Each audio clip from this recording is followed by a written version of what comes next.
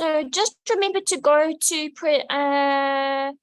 slideshow from beginning. Yeah, I will. Should I start so long? I don't know how many people are we. I think go to the first, like your opening thing. And I would suggest giving them 1 or 2 more minutes and then start. Cool. We also are making, if we record it, then it'll also be available for the people, for example, who are on shift or who are post-call. Yeah. So that also makes a difference. Awesome, thank you. Okay, so thanks guys for joining. This is actually a talk from last year that we're just doing again because we see so many burns and it's such an important topic that we really have to be able to manage properly, because we often end up managing these patients even when, you know, technically they shouldn't be managed by us long term. So it's important that we really know what we're doing in these cases. All right, so just some epidemiology. So burns is a massive global public health problem. So annually it accounts for over 180,000 deaths globally. In South Africa, the burden of injury is 1.6 million, of which 3,200 require specialized burn services annually. And we know that, you know, this doesn't always happen because we simply just don't have the resources, and the burn centers are permanently full already. And then non-fatal burns are amongst the leading causes of morbidity and disability adjusted life years lost in low and middle income countries. So this graph is just showing us the causes of burns in South Africa. This graph is specific to adults. So the largest percentage, 37% of burns in adults in South Africa are secondary to assault, which is quite scary. Then that's followed by accidental burns, and then finally 15% is related to shack fires. So again, this is for adults. When we're talking about children, so we see different burn patterns in children, and this is classified according to the children's age groups. So as the children age and they become more mobile and curious and independent, then we see different burns patterns. But it's important to always keep non-accidental injuries in the back of our minds. So if we look at types of burns, by far the most common burns, and certainly what we see most, are thermal burns. So these will be hot liquids, hot solids, or open flames. So the talk is mostly going to focus on thermal burns. So just to say 1 or 2 things about these other types of burns. So you get chemical, electrical, radiation burns. If we're looking at chemical burns, so you get acidic burns and alkali burns. So these have different mechanisms of action. So acidic burns, these cause a coagulative necrosis, whereas alkali burns cause a liquefactive necrosis. And often the alkali burns are actually more severe than acidic burns. So it's important if we have a case like this to know what the patient was burned with. Was it an acid or an alkali? And was there any first aid or any attempts at neutralization before the patient presents? So the reason for this is, you know, obviously if we're accidentally pouring an alkali onto an alkali burn, thinking that we're neutralizing it, we're actually worsening the severity of that burn. And then if we look at electrical burns, so this is important to know, where did the patient burn? Did they burn at home? Did they burn at a power plant? Or where did the electrocution happen? Because we get different types of electricity at the different places. So we get alternating current or direct current, and then we get high voltage with low current or low voltage with high current. So if we have a patient, for example, that's burnt in their home, then that's going to be a low voltage, high current burn. So with these burns, it causes contraction of the muscle, and it often causes the hands to contract around the source of electricity, and the patient holds onto that source. So it prolongs the duration of exposure to that electricity. Versus if we have someone who is burned by a high voltage, low current, so this will be anything that's pre-transformer. So this causes more of an explosive, more of an explosion. So these patients are going to have different patterns of burns, and they're going to have different, you know, a lot of other injuries associated with that mechanism of injury. All right, so we're going to, as I said, the talk's going to focus mostly on thermal burns. So burns are primarily an injury to the skin, And we know that the skin is considered to be the largest organ of the human body. So it has 6 primary functions: protects us against mechanical injury, protects us against infection, it provides thermoregulatory control, prevents fluid loss, provides sensory contact with the environment, and it has a role in vitamin D synthesis. So there's just quite a simple diagram here of skin anatomy. So we have the epidermis superficially, then the dermis, and then the underlying hypodermis, and then muscles and bones and that underneath.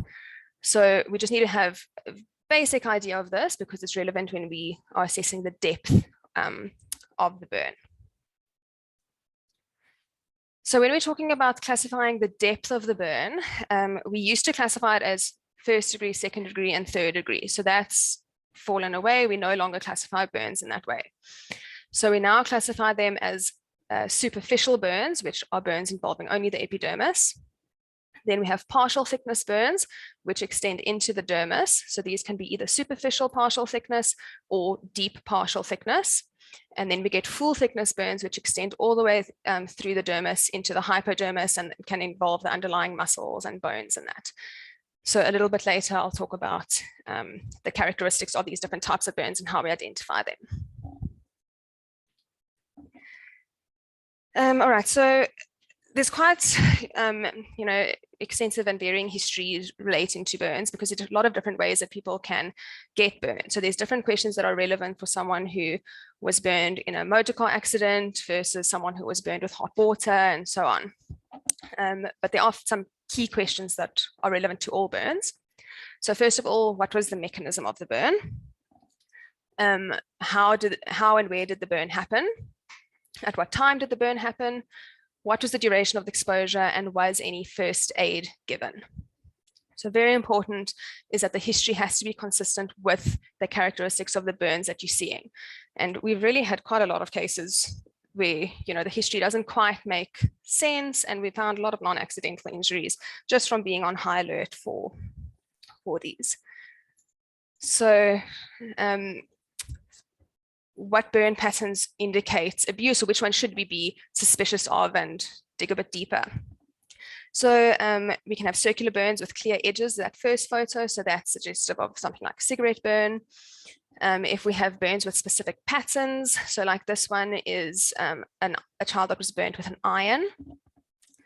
Then we have glove and stocking burns with sharply demarcated lines. And our one little girl in ward 4, Lanique, she's got quite a good example of that stocking pattern of burns at the moment.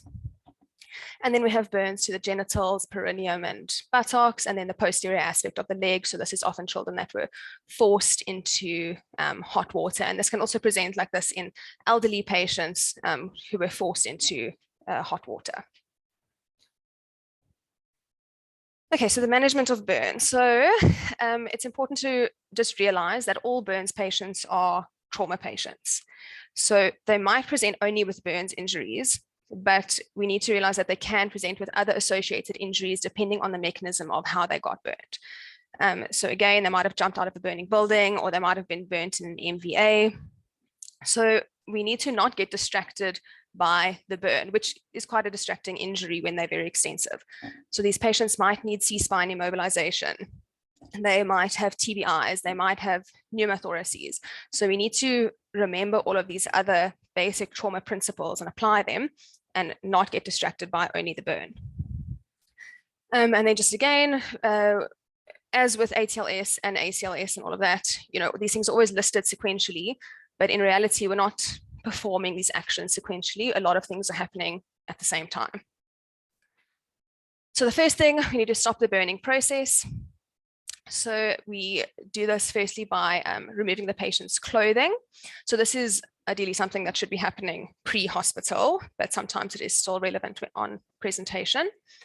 It's important that if there is clothing that is adherent to the patient's skin, we don't try and peel that off because you'll worsen the injury to the skin.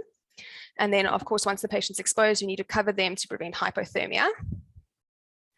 If there are any dry chemical powders in the wound, we need to brush those away. And then this is something that's really actually important that we should be doing, and that we're not really doing, is active cooling of the burn surface with running tap water for 20 to 30 minutes. So why do we do this? On the right here, this image is called the Jackson burn wound model. So it describes the pathophysiology of a burn wound. So right at the center there is the zone of coagulation. So that's the area that was closest to the source of the burn. So this is the zone of coagulation is an area of irreversible necrosis. Then around that, we have the zone of stasis. So this is an area of ischemia, but this is reversible. So this is really what we're trying to salvage with this cooling. And then around that is the zone of hyperemia. So this is actually an area of increased blood flow and inflammation. So with the active cooling, we're trying to reverse that zone, the ischemia in that zone of stasis, and prevent it from progressing to the zone of coagulation and enlarging that. And then just other benefits of cooling with the running water. So it relieves pain, it reduces the burn depth, it improves healing time, and decreases grafting requirements. And then just 2 important points. So wet dressings are not effective at cooling, so don't leave wet dressings on the burns. And then also do not use ice on burn wounds, because ice causes vasoconstriction, and then we're worsening that ischemia in that zone of stasis. Okay, then airway and breathing. So this is very important when we're talking about burn injuries. A significant number of burn deaths are not due to the actual skin burn, but are due to airway-related complications. So we'll use the same basic airway maneuvers that we use in ATLS and ACLS, the jaw thrust and the OP and NP airways and that.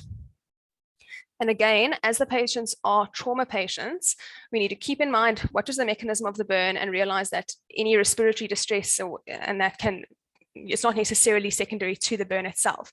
They might have a pneumothorax, they might have circumferential chest burns with an ESHAR that's actually preventing ventilation, that needs an emergency ESHARotomy. It's not always necessarily due to inhalational burns.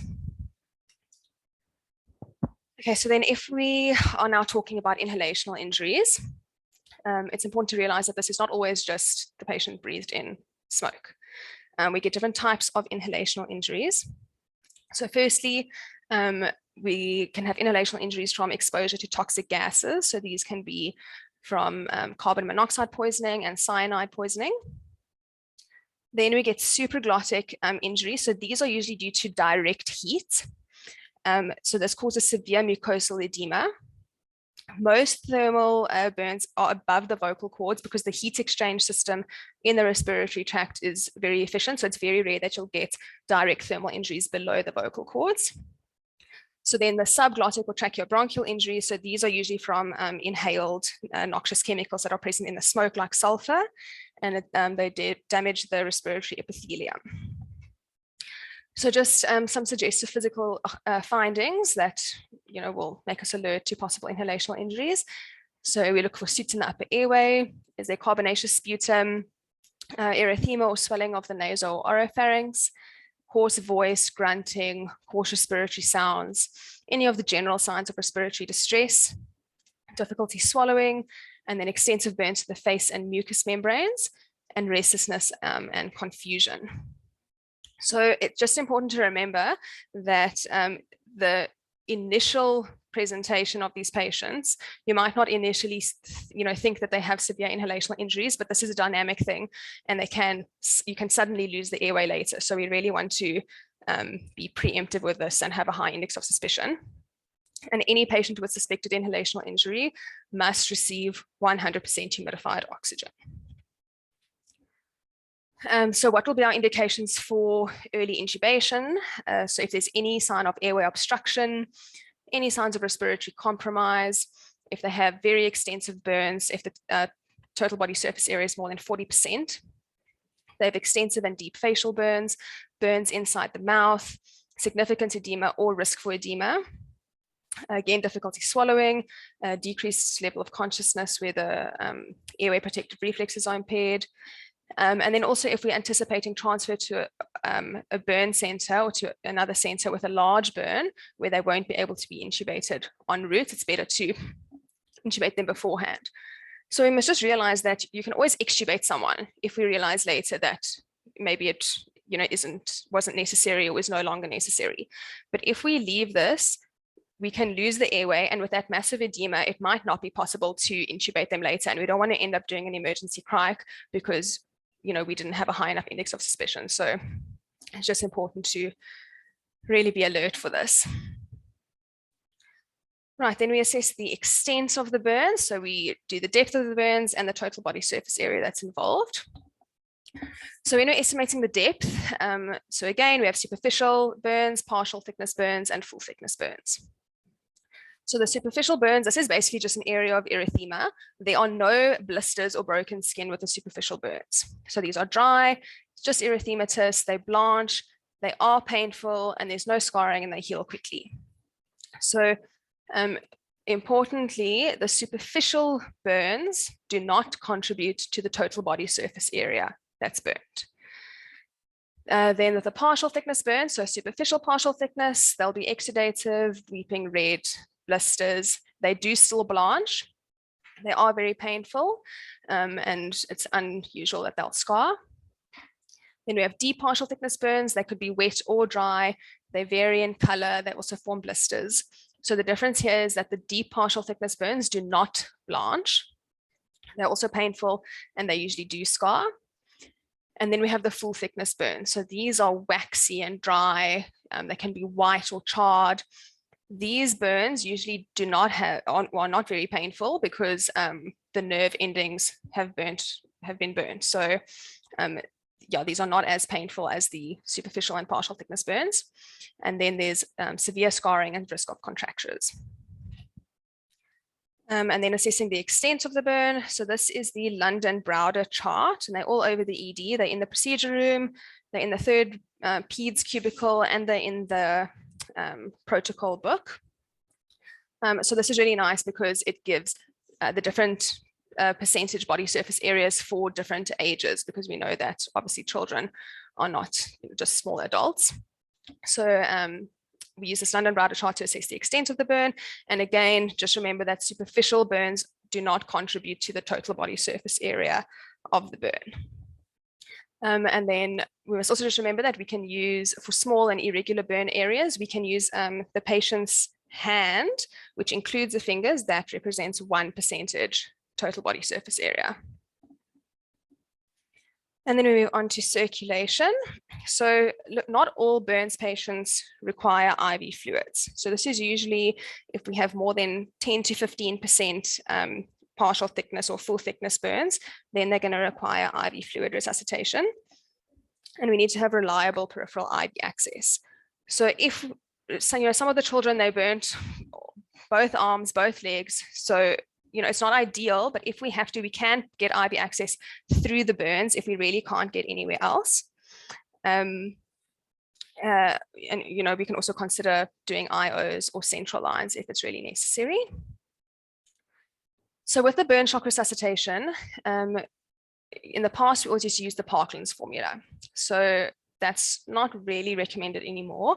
We've now moved to the modified Brook formula, which is essentially half of the Parkland's.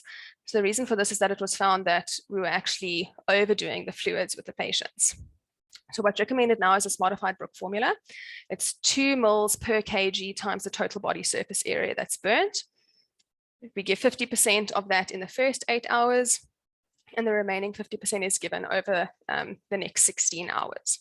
So it's essentially half of what the Parkland's formula would have given us. So just 2 important things here. So firstly, that 50% that's given in the first 8 hours, that is 8 hours since the burn, not 8 hours since the presentation of the patient to the ED. So if the patient presents to the ED 2 hours after they were burned, then we will give that 50% volume in 6 hours, not in 8 hours from then. Right? And then the second point here is that this is just a guideline. This is not an absolute. It doesn't mean that we absolutely have to give this exact amount of fluid in 24 hours.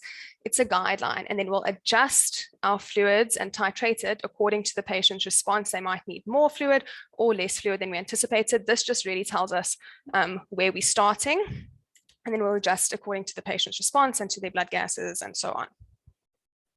If the patient presents to the ED more than 8 hours after the burn and they are requiring fluids, then it's better to speak to one of the consultants or phone a burn center and get some advice from them regarding the fluids. Then just some adjustment for pediatric. So we know that children have a greater surface area per body unit mass than adults, so they have relatively higher fluid requirements. So for children under 14 years, we're giving 3 moles per kg, not 2 moles per kg times total body surface area burnt. And then they also need maintenance fluids to be added to that as well. And the fluid needs to be dextrose containing. And then if we have electrical burns and children that are requiring fluids, this will be 4 moles per kg times TBSA until the urine clears, because remember that these kids are, or these patients are at high risk for developing rhabdomyolysis. So this is just, this is from the Burns life support course. This is just an algorithm for the basic management. So I'm not going to go through it right now, but it is very nice if you guys want to go through it later. So it's just a nice to have. Then we have our next priorities. So this is going to be pain control, wound care, and adjuncts. So for pain control, we have pharmacological and non-pharmacological. So we've already spoken about active cooling of the burn. We can do first aid dressings. So this is not what we will do. This is stuff that should be done at home or by paramedics or by the local clinics. They'll do first aid dressings like burn shield. We are not applying, I know that we've still got burn shield in the unit, but if once the child is presenting to us, there's no reason for us to be putting burn shield on that, because we are not doing first aid. We are going to scrub and dress those wounds properly. And then the other things that you can cover the burn with plastic wrap. So this just prevents pain by decreasing movement of air over that burn. And then we have pharmacological measures. So these are just some of the things that we have access to in our ED. So we can give paracetamol, Valeron drops, I think that we don't have anymore. We can give ketamine, IV, IM, or per os, and then we can give fentanyl or morphine. Then just relating to the wound care. So we do the wound care 1 body section at a time. This is to limit exposure. We don't want the children to become hypothermic. So we do 1 area at a time and keep the rest of the body that we're not busy working on covered. We'll cleanse the wound with warm water and dilute chlorhexidine. Debride blisters that are more than 2 centimeters using sterile gauze. Then we'll use a topical antimicrobial. So we are using things like flamazine. Another nice one, but that we don't have access to, is Bactigras. And in private, you've also got a lot of nice dressings, but unfortunately, we don't have access to a lot of those. And then if referral to a burn center is not required, then we should be doing daily dressings ideally, but it's not really practical for us. So we're doing alternate day dressings, which is fine. And then they can follow up at Burns Clinic as an outpatient. Or in our case, they follow up at our ED Burns Clinic. And then the adjuncts. So not everyone is needing all of these. It's patient specific. It depends on the extent of the burns, the fluid status of the child, and so on. So for major burns, we can do bloods, FBC, UNE, CRP, CMP, and albumin. We can do a chest X-ray. Just, it's important to remember that chest X-rays and things, they don't really have a role in determining whether there's inhalational burns or not. So we're not going to use things like a chest X-ray to decide whether we're intubating a patient or not. Then tetanus. So this will be for all patients whose immunization status is either not up to date or unknown. So if children are coming with burns and they don't have their Road to Health card with them, we assume that their immunizations are not up to date and we need to give them ATT. Antibiotics, we do not give prophylactic antibiotics. There's no indication, so we'll reserve these for treatment of identified infections. Urine catheters for major burns to monitor urine output, and then NG tubes also for major burns and intubated patients. So then just the complications that we get of burns, you have early and late complications. So early, we can develop hypovolemic shock, acute kidney injury, pulmonary complications, electrolyte disturbances, infections, ileus, and a Curling's ulcer. And then you get late complications. So you can get extensive scarring, contractures, psychological trauma, and then a Marjolins ulcer, which is a type of cancer that can develop later on in severely burned areas. And then finally, we have indications for referral to a burn center. So these are burns to special areas. So the face, hands, feet, major joints, genitals, and perineum. Any full thickness burns technically should be going to a burn center. partial thickness burns more than 10%, any electrical or chemical burns, if there's any inhalational injuries, if there's concurrent trauma in which the burn injury poses a greater risk, then they should be going to a burn center, versus if we have patients with trauma in which the trauma poses a greater risk, those should be first managed by general surgery or trauma surgery. If we have pre-existing medical issues that complicate treatment or increase mortality, so for example, diabetes, if we have need for special social support, and then if we have burn children in facilities that are not equipped to manage children. So, I mean, as we know, these are technically the indications for referral to a burn center, but this practically doesn't happen because we just simply don't have the resources. We just don't have enough burn centers and enough beds for this. So a lot of the time these children don't end up going to burn centers and we end up managing them, but it's important to still just discuss with the relevant people and get advice and, you know, not end up sending these children home. And then there are my references. If there are any questions.